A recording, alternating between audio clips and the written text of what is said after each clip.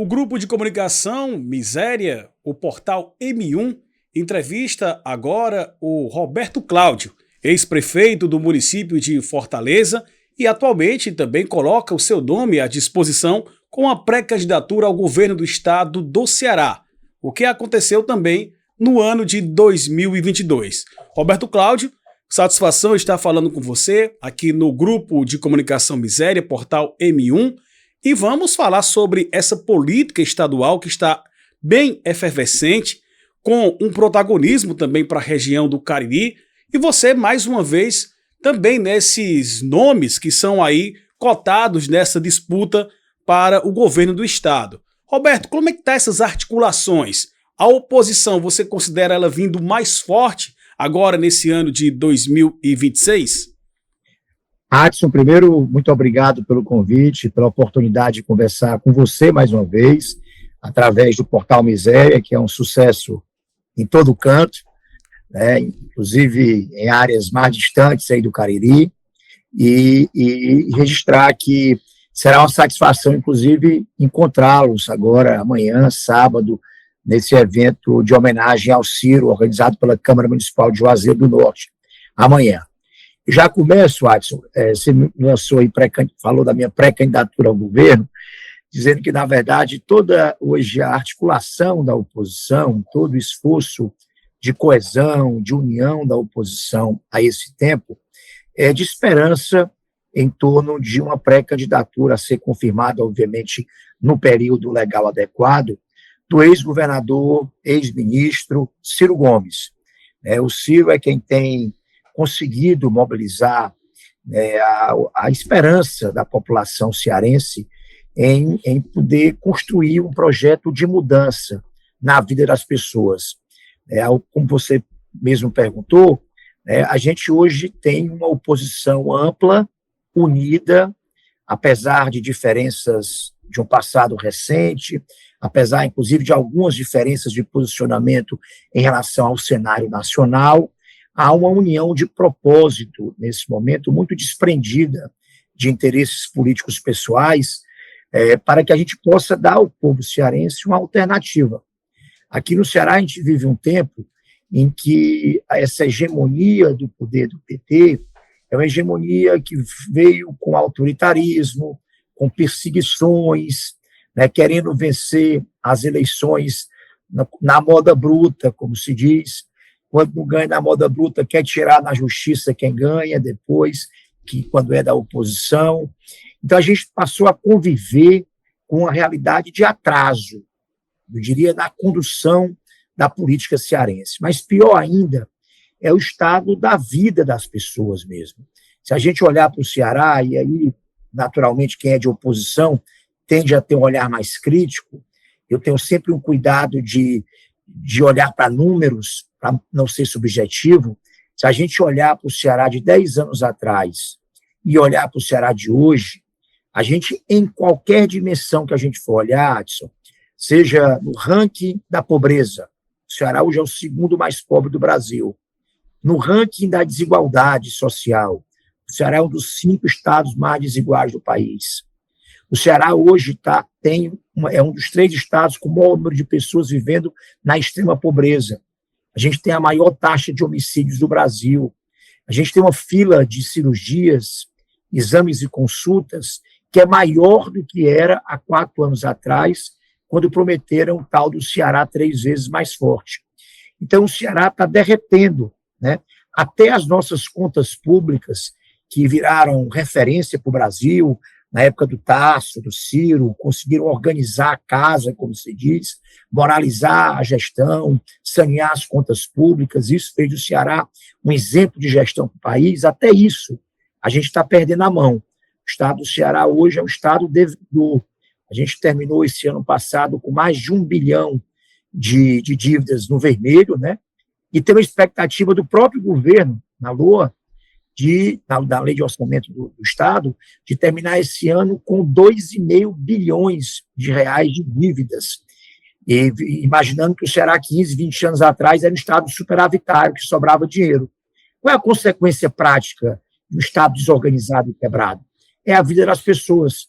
Falta dinheiro para leito, falta dinheiro para material médico, falta dinheiro para contratar profissional de saúde, falta dinheiro para viatura, para mais delegado de delegacia, né? Falta dinheiro para inteligência no combate ao crime e falta dinheiro para obra. O Ceará virou um parque de obras paradas a céu aberto, exatamente por essa dificuldade financeira produzida pela ineficiência e pela incompetência das gestões do PT. Inclusive, assim, muita denúncia de corrupção, de gasto ineficiente, que tem produzido um Ceará desanimado. O que a gente precisa, que essa oposição ampla vai apresentar ao Ceará é um projeto de esperança, sabe, de reconquistar a autoestima e o orgulho do povo cearense no seu próprio governo. Roberto Cláudio, você teve uma gestão muito bem avaliada quando foi prefeito da capital cearense. Foram 2 gestões, inclusive uma delas você venceu o próprio Eumano no segundo turno. E esses números, como você colocou aí, apontando também índices, apontando principalmente aí, vamos aqui falar sobre saúde, você também iniciou a construção do novo IJF, né, também outro prédio, teve destaque também em áreas principalmente da mobilidade urbana. Você acredita que essa sua experiência como gestor público de uma das maiores capitais de Fortaleza, já que agora há pouco você falou que o projeto é voltado para a pré-candidatura do ex-governador e do ex-ministro Ciro Gomes, mas você acredita que o Roberto Cláudio pode somar também nessa chapa, principalmente com o seu partido atual, que é a União Brasil? É isso, eu quero fazer parte desse time. Tem aquele jogador que está esperando para ser escalado, para fazer parte de um time vencedor, né? E esse time tem muita gente boa, muita gente nova, quadros novos da política, né? E que estamos todos nós unidos na esperança dessa pré-candidatura, quando possível for ser confirmada, do Ciro. Porque o Ciro tem os atributos, a esse momento, mais necessários e as virtudes necessárias para o enfrentamento dos problemas que o Ceará vive hoje. O Ciro tem, primeiro, muita experiência pública, né? O Ciro foi prefeito de capital, governador de estado, ministro da República, né? O Ciro tem uma biografia de realizações que pareciam impossíveis. Ele conseguiu fazer o Canal do Trabalhador, garantiu água em 90 dias, cumpriu essa promessa para o povo. Isso é uma das suas marcas de muitas, né, da sua gestão inovadora e de coragem. E tem liderança, autoridade, coragem e destemor, por exemplo, para enfrentar o que é hoje o maior mal, a maior chagas na vida das comunidades cearenses, que é o domínio do território pelas facções. Para dar um exemplo aqui apenas. Então, é o Ciro que, a esse momento, nos une, nos coesiona. E, sim, eu quero fazer parte desse time. Não, a gente está muito desprendido, sabe, Adson? Isso é raro ver na política. Enquanto do lado do governo tem 7 pré-candidatos para o Senado, né, e todos eles dizendo que o Camilo ou o Eumano prometeram a eles uma vaga, do lado de cá não há nenhuma sanha por pessoal, por nenhum cargo. No momento certo, a gente, com sabedoria, com desprendimento, vai montar a chapa que seja a mais forte, a mais competitiva, que sinalize esperança ao povo cearense, mas também aquela que seja capaz de melhor governar os destinos da política, da economia e das áreas sociais aqui do estado do Ceará. Então, no tempo certo, a gente vai entender qual é a missão de cada um, mas sim, eu quero fazer parte desse time. Eu vou até contar uma história. Outro dia uma tia minha perguntou: meu filho, eu não estou entendendo mais nada. Eu ia votar em você para governador, agora parece que vai ser o Ciro. Aí tem uns boatos que você pode ser vice, pode ser senador, pode ser federal. O que é que é? Minha tia, faça o seguinte: eu lhe prometo que vai ter uma foto minha na urna lá. Agora, para quê e de que jeito vai ser? Espere um tempinho aí a mais, porque a gente vai precisar construir isso a muitas mãos e de forma muito desprendida. A gente tem hoje o PSDB, que é o partido do Ciro, a gente tem hoje União Brasil na construção de uma federação que dará muita força política a essa pré-candidatura do Ciro, e temos também o PL, compondo aí essa frente de oposição, com a expectativa também de participação nessa chapa futura. né? O PL, inclusive, Adson, estará representado aí nesse evento de sábado, aí de homenagem ao Ciro, por diversos nomes, deputados federais, deputados estaduais, que estarão lá representando o PL, que é um desses importantes aliados dessa frente de oposição aqui no estado do Ceará. Roberto Cláudio, a gente está falando de Juazeiro do Norte, região do Cariri, e o Cariri, nessa estratégia desta campanha de 2026, qual a importância que tem a região, principalmente aqui no Triângulo Crajubá, onde Juazeiro do Norte, o Gleidson conseguiu vencer todas essas forças do governo atual e, por que não também dizer, as forças nacionais, já que tinha a máquina federal e a máquina estadual contra o Gleidson, e a cidade do Crato, que a diferença também foi mínima, né? Um pouco mais de 1.000 votos, o candidato Aloysio Brasil acabou sendo derrotado para o atual prefeito do Crato, e em Barbalha a gente sabe que tem sempre também uma divisão muito forte. E aí o Triângulo Crajubá vem aí como essa força eleitoral que vem fazendo também a diferença nas últimas campanhas de governo, inclusive foi quem deu a primeira vitória ao atual ministro Camilo Santana. E como é que vem essa estratégia da oposição aqui na região? Primeiro, destacar, como você já fez, Adson, a vitória do Gleidson, né, que para mim é uma vitória exemplar. Quando você faz gestão séria, responsável, de resultados, sabe, moralmente comprometida em tomar decisões que sejam as melhores para a população e não para o seu próprio poder, há um reconhecimento popular. E quando há essa força popular, pode vir máquina de todo jeito, pode vir perseguição de todo jeito, que a sabedoria do povo faz a escolha certa. Então, a vitória do Gleidson é um exemplo, uma referência, uma inspiração, inclusive, para esse movimento de oposição, né, que visa mudar os destinos do Ceará em 2026. O Crajubá, como você bem destacou, tem no Gleidson, na vitória do Gleidson, essa grande referência, que é uma referência para o Ceará inteiro, mas também tem outras lideranças políticas de tradição e de muita força.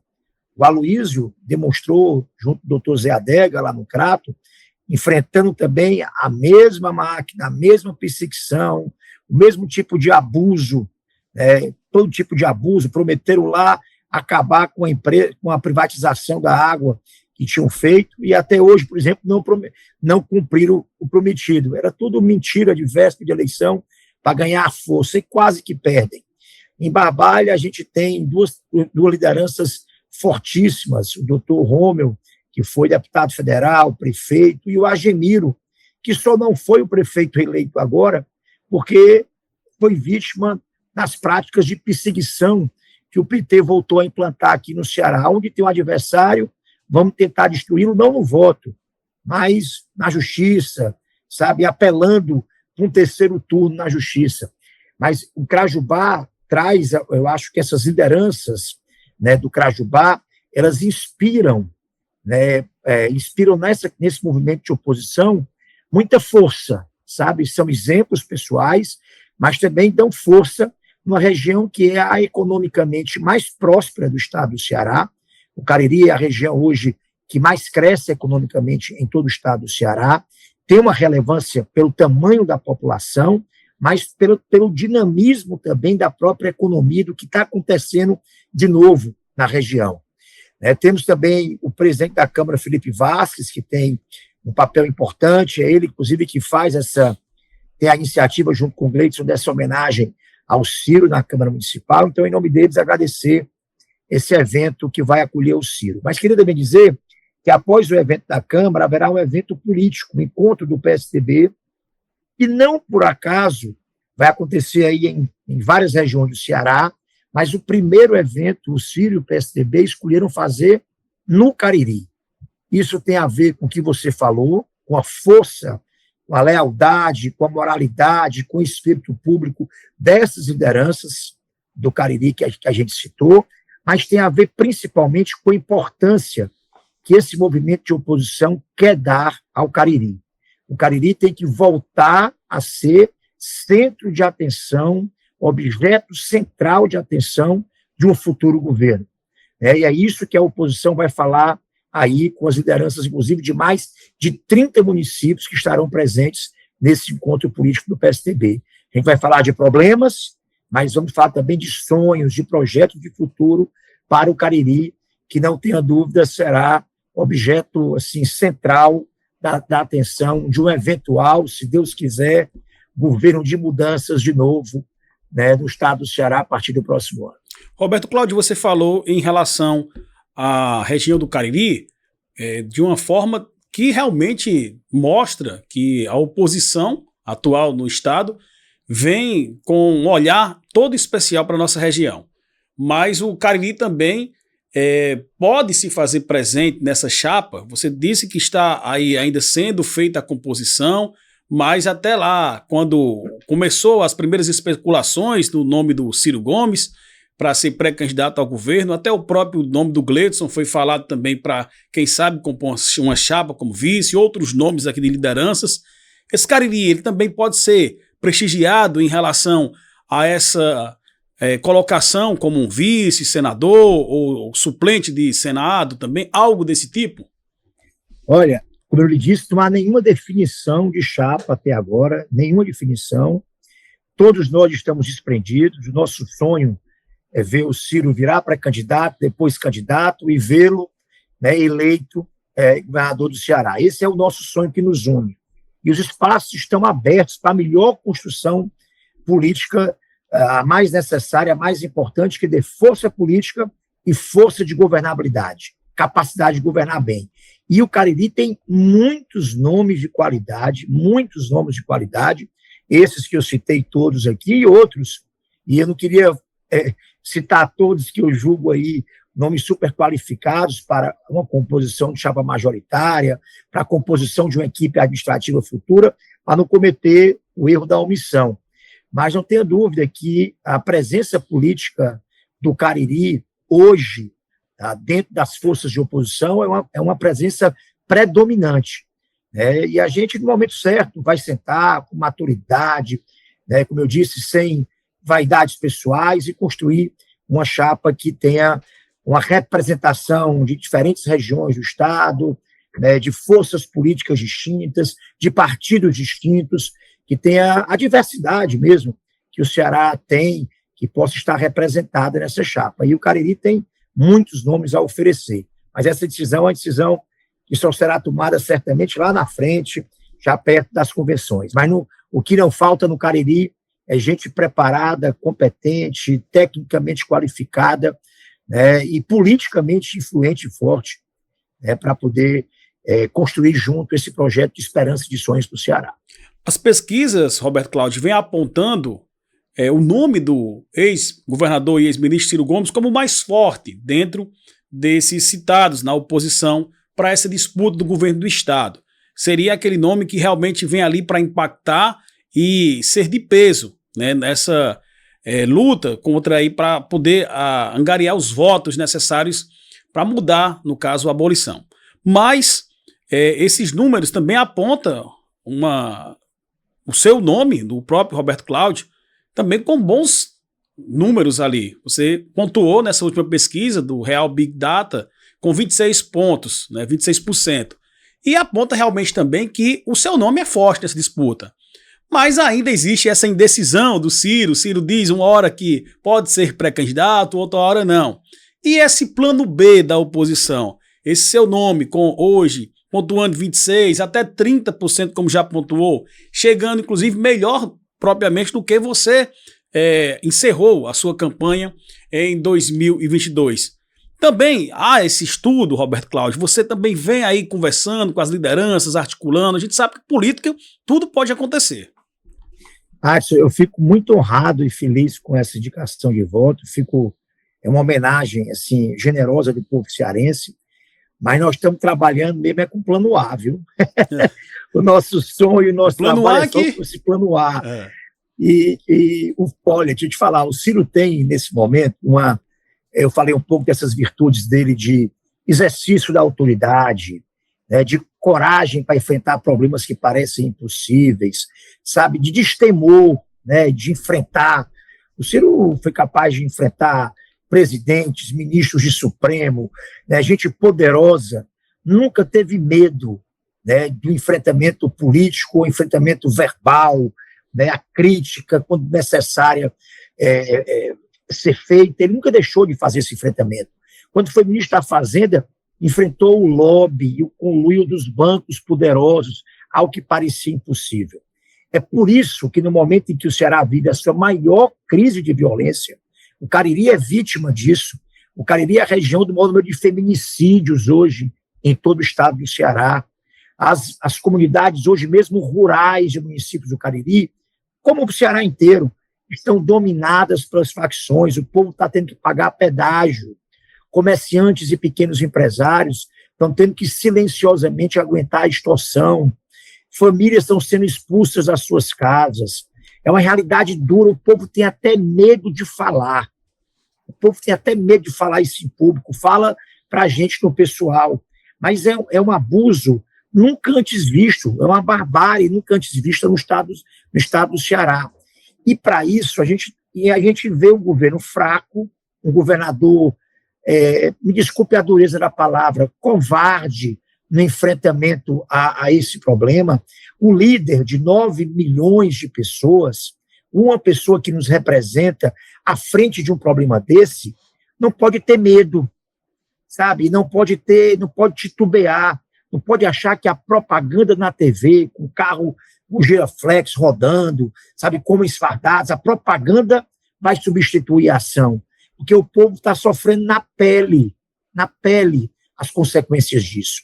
Para além do medo, do pavor das pessoas, das mortes, das ameaças, estupros que estão acontecendo cada vez mais frequentemente no Ceará, há uma repercussão dessa violência na economia do turismo, sabe? Quando você vê o Ceará como o estado mais violento do país, qual é a repercussão objetiva disso? Menos turistas vêm para cá por medo.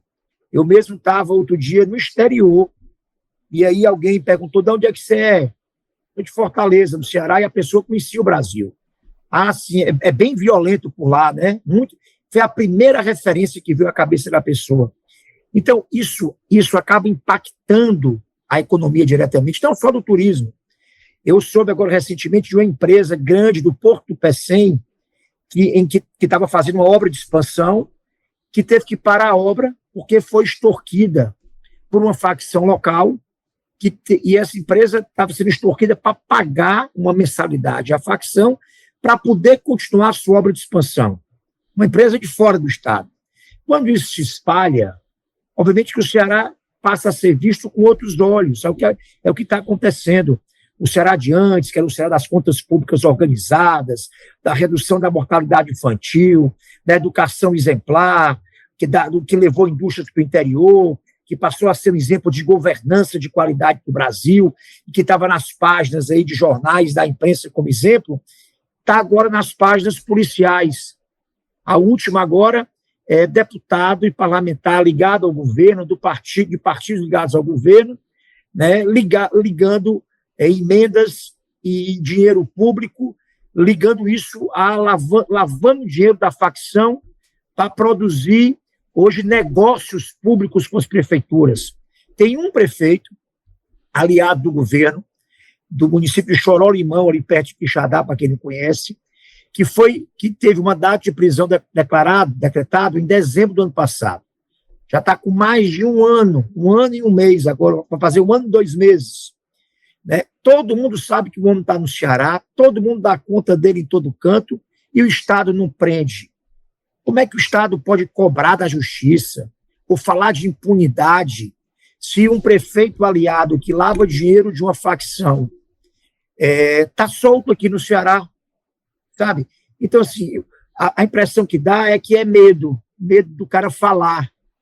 Então, assim, quando você vive num estado em que há esse tipo de receio das autoridades maiores do estado do Ceará, da prisão de um prefeito que está misturando gestão pública com lavagem de dinheiro da facção, nós estamos perdidos.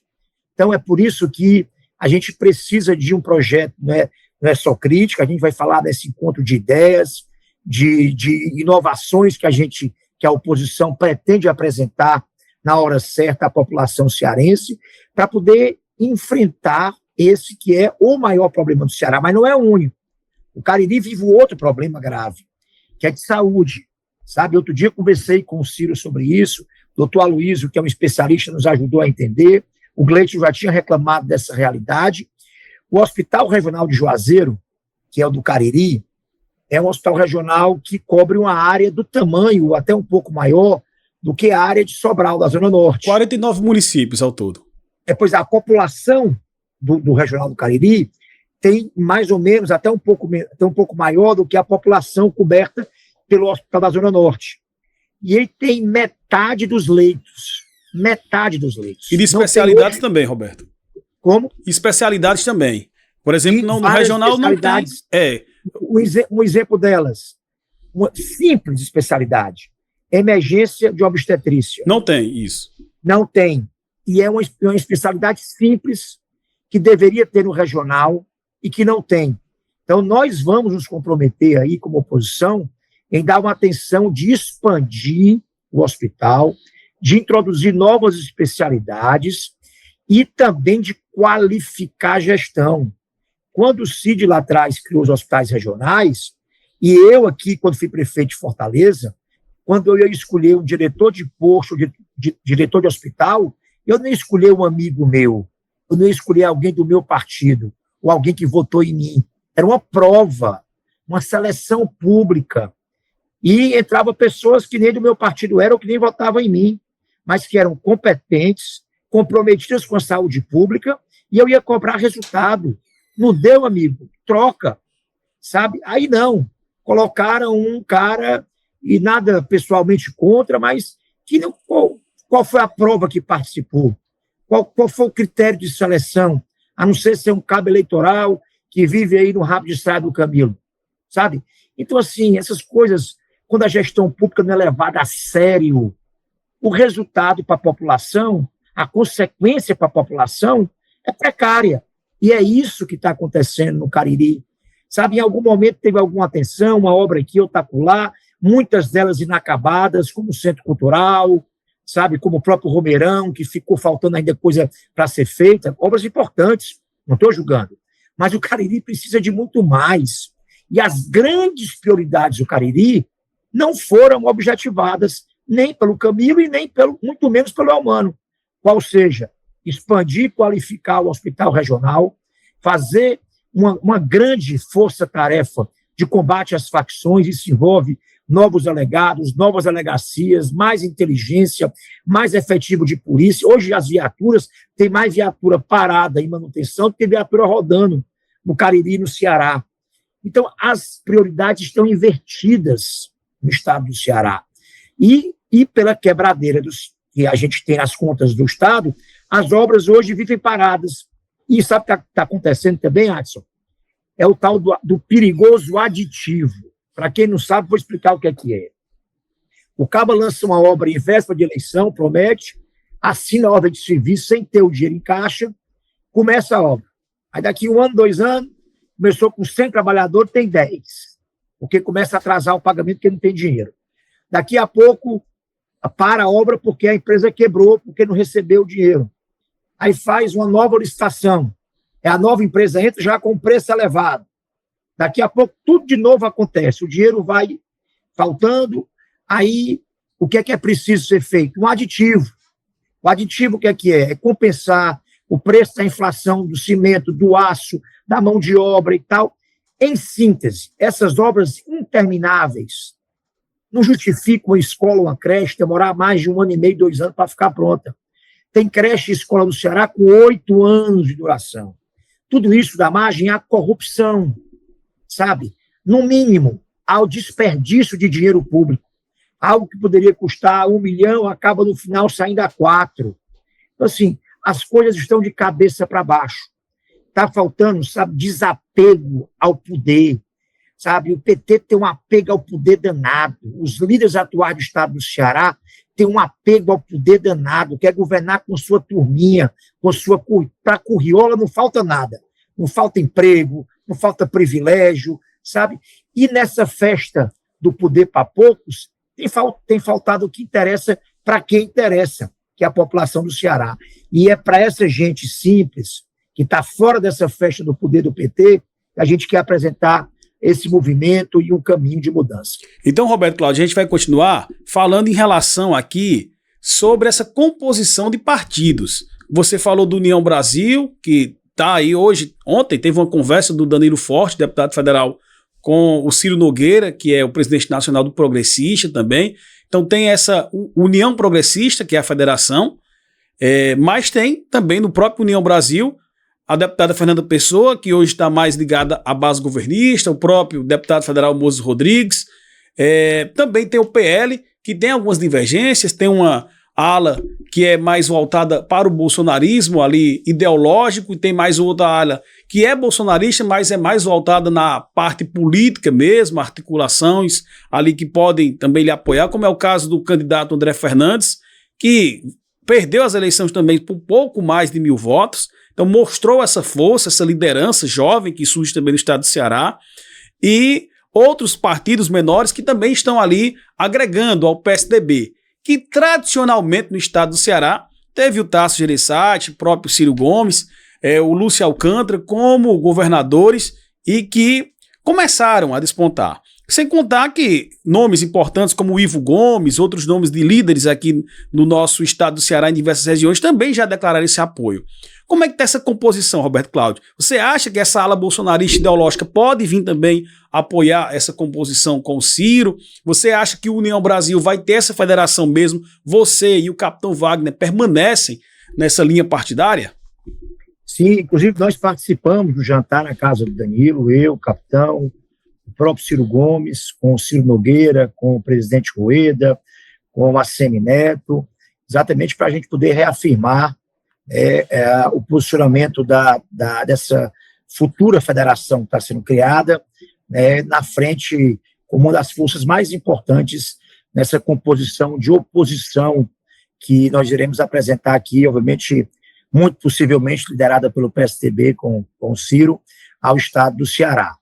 O PL, a gente tem mantido conversas muito próximas, frequentes, a gente tem muita esperança e expectativa também do PL compor essa frente. Temos também o Partido Cidadania, que é um partido aliado nosso, o Partido Avante também, com que a gente tem mantido uma relação muito próxima, tanto em nível estadual como em nível nacional, e tem forças e lideranças políticas que nesse momento não estão aparecendo por vários motivos, por medo de perseguição, por ameaça, porque muitas vezes tem promessas do governo que nunca foram cumpridas, mas estão dando tempo para essas promessas, que não são para si mesmo, mas são para a sua população, serem cumpridas. Mas o que eu posso dizer é que está acontecendo algo exatamente o contrário do que aconteceu comigo, com o capitão na eleição passada. Tanto eu como o capitão partimos com uma boa base, e essa base foi sendo cooptada pela máquina do poder. E olha como o mundo dá volta e 4 anos passa muito rápido. Grande parte dessas pessoas que foram pressionadas, ameaçadas ou mesmo cooptadas, receberam promessas do governo. 4 anos depois, essas obras, grande parte delas está aí ainda, rodando. Não foram entregues ou estão paradas, ou estão em andamento dando a passo de tartaruga. E esse pessoal, obviamente, se sentiu enganado, se sentiu traído, mas está lá, caladinho, aguentando aí, com medo de sofrer uma perseguição, uma retaliação. Então, o que está acontecendo agora, não é esse tempo, nós estamos em fevereiro ainda, é exatamente o contrário. Além das forças de oposição, que já publicamente têm sinalizado solidariedade e apoio a esse movimento de oposição, muita gente no bastidor, prefeito, deputado, tem ligado dizendo, olha, esperar passar o tempo, eu vou declarar apoio, esperar passar o tempo, eu quero Ciro. Então, assim, essa onda é uma onda inversa, porque ela está surgindo da população. Líder político inteligente não manda no povo. Aquele que quer mandar no povo se perde todinho.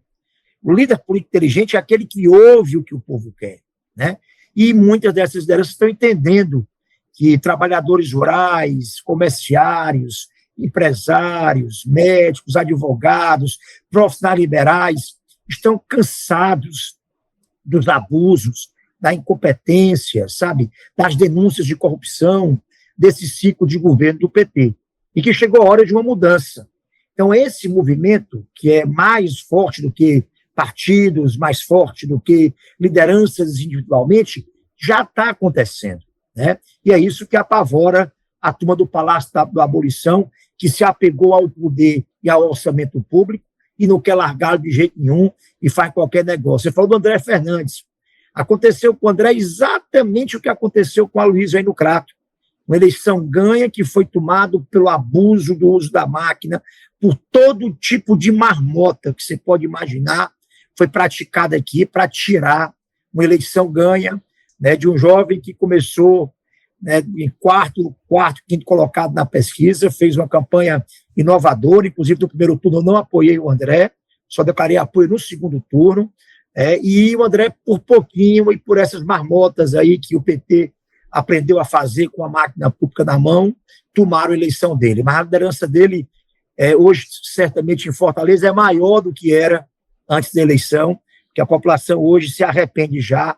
O prefeito de Fortaleza anda muito mal avaliado, o que só demonstra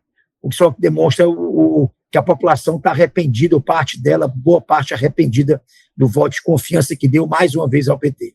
Roberto Cláudio, você falou que muitas lideranças preferem ficar caladas, na sua, aguardando o momento certo ali para poder declarar esse apoio, e é justamente nesse ritmo aí que a gente está conversando que eu quero fazer essa próxima pergunta, que é a falta de diálogo.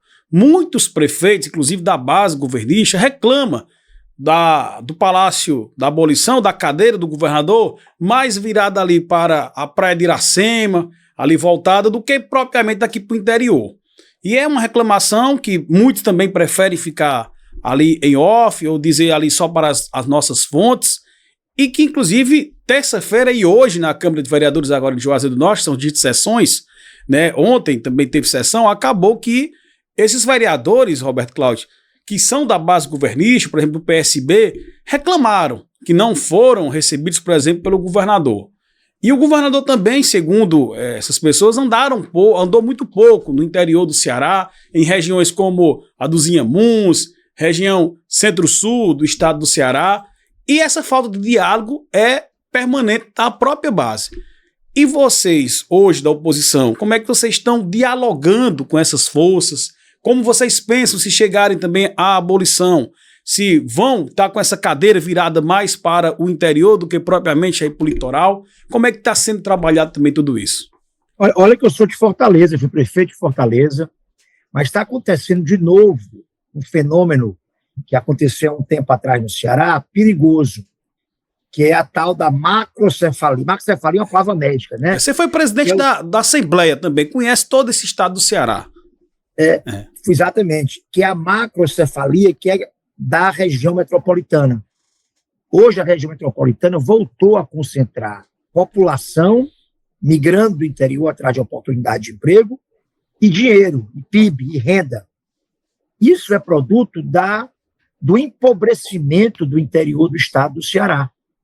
Então, toda vez que acontece esse ciclo de empobrecimento rural, de empobrecimento do interior, há uma migração populacional para a região metropolitana atrás de oportunidades, né? E hoje, né, Fortaleza, não por acaso, é a quarta maior cidade do Brasil hoje, é o maior PIB, mas isso acontece, era muito bom se acontecesse isso e o nosso interior tivesse também bem.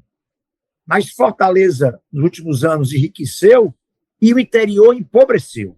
E você fez um corretíssimo diagnóstico, por falta de política de desenvolvimento para o interior do estado do Ceará. Grande parte das famílias hoje vive dos apoios e ajudas assistenciais do governo, por falta de oportunidade. Sabe, você pegar um jovem de 17 anos de idade, 18 anos de idade, que está terminando a escola, qual jovem desse não pensa em montar seu próprio negócio, em trabalhar de técnico industrial, ou técnico agrícola, ou mesmo de ser um advogado, um médico, sonha com isso. Mas para isso acontecer, é preciso que o interior do estado do Ceará oferte essas oportunidades de progresso. E a gente tem tido, tirando aí o Crajubá, pela força econômica que tem, natural, espontânea, por representar não só o Cariri cearense, mas os outros cariris nordestinos também, né? O interior do estado do Ceará tem visto indústrias fecharem as portas, sabe? Tem visto o comércio perder força, desempregar a gente, sabe? Quando o Estado bota o balanço de empregos, é bom, muito importante a população olhar o que está acontecendo no interior e em Fortaleza. Fortaleza tem um superávit, ganhou empregos aí, e o interior perdido, sabe? Então, assim, isso não é só falta de diálogo, é falta de diálogo e falta de prioridade administrativa. Assim, o que a oposição pensa é que o Ceará é um só e tem que ser visto como um estado só. E as regiões do estado do Ceará, que são mais vulneráveis, ou aquelas como o Cariri, que tem o maior potencial não explorado, precisam de uma atenção específica, direcionada e individualizada. Por exemplo, o que está acontecendo com o potencial da Chapada do Araripe? Sabe, tem um mapa hoje de energia, tem um mapa do agronegócio, sabe, muito bem estabelecido, de potencial não explorado no Araripe. Sabe, o Estado, a gente imagina que aquilo pode ser um grande novo polo de desenvolvimento econômico do Ceará. Sabe, tem uma coisa ou outra acontecendo individualmente, mas o potencial é 100 vezes maior do que o de fato, de concreto está acontecendo. Você olha hoje para o comércio do Juazeiro, que já é pujante, né? Você imagina se há uma proposta séria, organizada, sabe, de turismo, não só religioso, também religioso, sabe, para as belezas do Cariri. Existe hoje, Santana do Cariri tem um geoparque que está abandonado, sabe? Tem a oportunidade da gente fazer desse trajeto de Santana, Nova Olinda, sabe, um caminho aí, não só do turismo religioso, que envolve a Mina Benigna, que envolve o Padre Cícero, que envolve o Santo Antônio, mas que envolva também um outro tipo de turismo, que agregue valor, sabe, que represente mais hotéis, mais pousadas, e para isso é preciso investir em infraestrutura, é preciso qualificar as pessoas, é preciso ter um plano, é preciso ter voo, sabe, mais voos para o Cariri, não só internos do Ceará, mas também de outras regiões. Enfim, tem muita coisa para falar que eu não vou aqui cansá-los, mas a gente quer olhar para o Cariri, olhar para os Inhamuns, olhar para o Vale do Jaguaribe, olhar para o centro-sul do Ceará, com as especificidades que cada um tem. Isso envolve diálogo, mas só o diálogo também não resolve, não. Porque via diálogo com promessa enganosa, como foi feito, já aconteceu agora em 22, não resolve nada. Tem que ser diálogo com propósito e com consequência, sabe? E assim, a gente está fazendo isso já. O Ciro, eu, o capitão, o próprio PL, estamos recebendo lideranças, sabe, do interior inteiro. E estamos fazendo esses eventos, e começando pelo Cariri, simbolicamente, pela importância do Cariri, exatamente para mostrar que a importância que a gente vai dar ao desenvolvimento do interior do Estado e também aos planos regionais de desenvolvimento. Cada região tem os seus próprios problemas e tem suas próprias vocações e tem seus próprios potenciais. O que a gente tem que fazer é ligar as tomadas certas, sabe? Ligar as tomadas certas em cada lugar, em cada região, não vale um projeto só para o Ceará inteiro, né? E muito menos olhar só para a região metropolitana e só para Fortaleza, que também tem que ser olhada. Mas a gente tem que olhar para os irmãos do interior e dar oportunidade de progresso, de autonomia. Não há nada mais redentor. Eu tenho certeza que todo mundo que está no Bolsa Família e que merece estar por necessidade, todo pai e mãe de família sonha com o emprego. O emprego, ele mexe, não é só com a renda, não. É com a autoestima, é com orgulho. Um pai que chega em casa do trabalho, né, e o filho vê o pai e a mãe chegando do trabalho depois de 8 horas de serviço, com a farda da indústria, ou com a farda do comércio, sabe? Ou do seu próprio negócio aberto, chegando em casa, isso mexe com o orgulho de ser pai, de ser mãe. E isso mexe também com o sonho da criança, sabe? E com a expectativa da criança de ter felicidade e orgulho dos seus pais, dizer que também que o futuro pode construir para ele, para esse jovem, um destino melhor até do que o seu pai está tendo e que sua mãe está tendo. Mas sem emprego, sabe? Você gera depressão, você gera tristeza, você gera autoestima baixa, o orgulho da família vai lá para baixo, porque vive das necessidades da assistência do governo. Não que elas não sejam necessárias, eu sempre ressalto, elas são fundamentais e importantes. Mas a política mais redentora de todas é o emprego, sabe? E quando é um emprego bom, bem pago, de carteira assinada, aí é que ele mexe mesmo com o orgulho da família, sabe? E é isso que a gente quer produzir no estado do Ceará, sabe? Desigualdade, pobreza. Não é por acaso que o Ceará hoje é o segundo mais pobre do Brasil, sabe? A gente só mexe com esses indicadores com política de desenvolvimento, que gere oportunidade, gere emprego, trabalho, renda para as pessoas. Isso faz as pessoas comerem melhor, se vestirem melhor, criarem seus filhos melhor, dá mais estabilidade às famílias, dá mais segurança, sabe, à vida das pessoas. Então, assim, é importante olhar para o emprego como um instrumento de, não só de inclusão social, mas de redenção das famílias cearenses. Roberto Cláudio, muito obrigado por participar junto com o Grupo Miséria de Comunicação, o Portal M1, dessa conversa, esse papo falando sobre política, sobre articulação, e a gente aguarda você amanhã, juntamente com outras lideranças, para poder também participar desse evento que com certeza vai movimentar a política cearense neste final de semana e também até mesmo dizer os destinos de 2026 na nossa política. Muito obrigado, Adson.